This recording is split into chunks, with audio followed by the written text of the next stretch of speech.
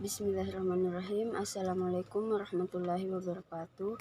Perkenalkan, saya atas nama Nur Ainun dari Prodi Pendidikan Guru Sekolah Dasar Fakultas Keguruan dan Ilmu Pendidikan Universitas Muhammadiyah Makassar Angkatan 2020.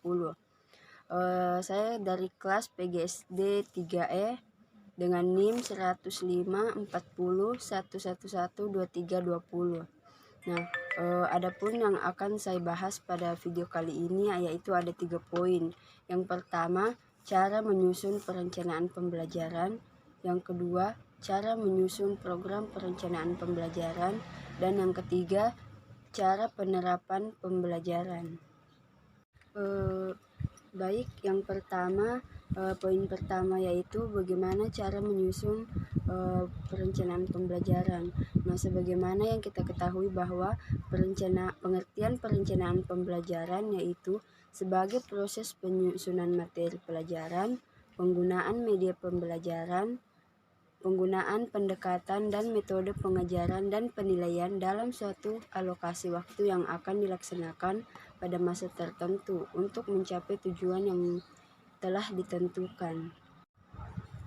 Nah, di sini saya akan menjelaskan mengenai pelajaran pendidikan agama Islam. Nah, sebagaimana yang kita ketahui bahwa pendidikan agama Islam merupakan sebuah usaha untuk menyadarkan suatu siswa dalam meyakini, memahami, menghayati, dan mengamalkan agama Islam melalui kegiatan bimbingan, pengajaran, dan atau latihan dengan memperhatikan tuntutan untuk menghormati agama lain. Baik, yang pertama itu cara menyusun perencanaan pembelajaran pendidikan agama Islam. Nah, poin pertama itu menentukan tujuan pengajaran pendidikan Islam, yang dimana pendidikan agama Islam adalah bertujuan untuk meningkatkan keimanan, pemahaman, penghayatan, dan pengamalan peserta didik tentang agama Islam. Poin kedua, menentukan materi pengajaran atau bahan ajar atau materi pengajaran di dalam pendidikan agama Islam, yang dimana terdiri dari Al-Quran dan Al-Hadis, keimanan, syariah, ibadah, dan muamalah. Poin yang ketiga, menentukan pendekatan dan metode mengajar, yang dimana strategi yang akan digunakan yaitu agar bisa menyesuaikan dengan keadaan peserta ajar. Poin keempat yaitu media pengajaran atau pengalaman belajar, yang dimana ini dilakukan untuk mempermudah peserta ajar atau murid untuk menerima pelajaran pendidikan agama Islam. Poin kelima yaitu evaluasi keberhasilan, yang dimana hal ini dilakukan untuk mengetahui kemampuan siswa dalam menerima pelajaran yang telah diberikan oleh pengajar pendidikan agama Islam. Selanjutnya, adapun komponen dalam pembelajaran pendidikan agama Islam. Poin pertama yaitu pembelajar, yang dimana di sini yang menjadi utamanya itu pihak yang menjadi fokus atau masuknya peserta didik, yang perlu diketahui meliputi karakteristik mereka, kemampuan awal, dan prasyarat. Poin kedua yaitu tujuan pembelajaran, yang dimana tujuan pembelajaran itu terdiri atas dua yaitu umum dan khusus, yang dimana penjabaran kompetensi yang akan dikuasai oleh pembelajar atau murid. Poin yang ketiga yaitu analisis pembelajaran, yang dimana analisis pembelajaran merupakan proses menganalisis topik atau materi yang akan dipelajari.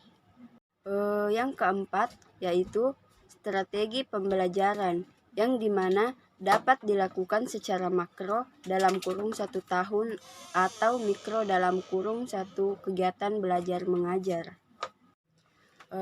Poin kelima yaitu bahan ajar, yang dimana bahan ajar yang dimaksud yaitu adalah format materi yang akan diberikan kepada pembelajar.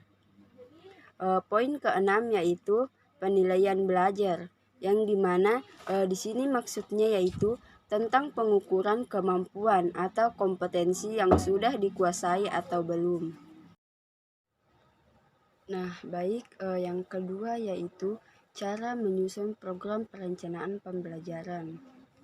Nah, cara menyusun program perencanaan pembelajaran pendidikan agama Islam itu ada dua, yaitu yang pertama menggunakan konsep manajemen, yang kedua konsep pembelajaran. Nah, yang pertama yang akan kita bahas yaitu tentang konsep manajemen. Nah, baik, pada konsep manajemen yaitu yang dimana kita ketahui bahwa manajemen yaitu suatu bagian dari perencanaan, pengorganisasian, pengarahan, dan pengawasan, yang dimana yang mengatur semua atau mengarahkan dan menentukan konsep yang akan dipakai dalam pembelajaran tersebut. Nah, selanjutnya yaitu konsep pembelajaran, yang dimana yang kita ketahui bahwa pembelajaran adalah perubahan dari perilaku serta peserta didik sebagai hasil tujuan dari kegiatan yang dilakukan dengan berinteraksi bersama peserta didik lainnya. Nah, perubahan yang dimaksud yaitu seperti perubahan pada dirinya sendiri dan akan menyadari kesalahannya sendiri.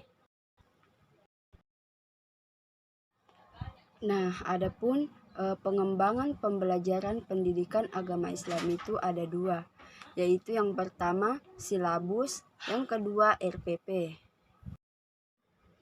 Nah, yang pertama yaitu silabus. Nah, pengertian silabus merupakan suatu perencanaan pembelajaran terhadap suatu pokok materi yang di dalamnya terdiri dari materi ajar, metode ajar, waktu pelaksanaan, sumber materi ajar, evaluasi hasil belajar, standar kompetensi, hingga kompetensi dasar yang akan dicapai. Nah, mungkin itu saja yang dapat saya sampaikan mengenai 3 poin tersebut. Dan kurang lebihnya mohon dimaafkan. Billahi fisabilil haq fastabiqul khairat. Wassalamualaikum warahmatullahi wabarakatuh.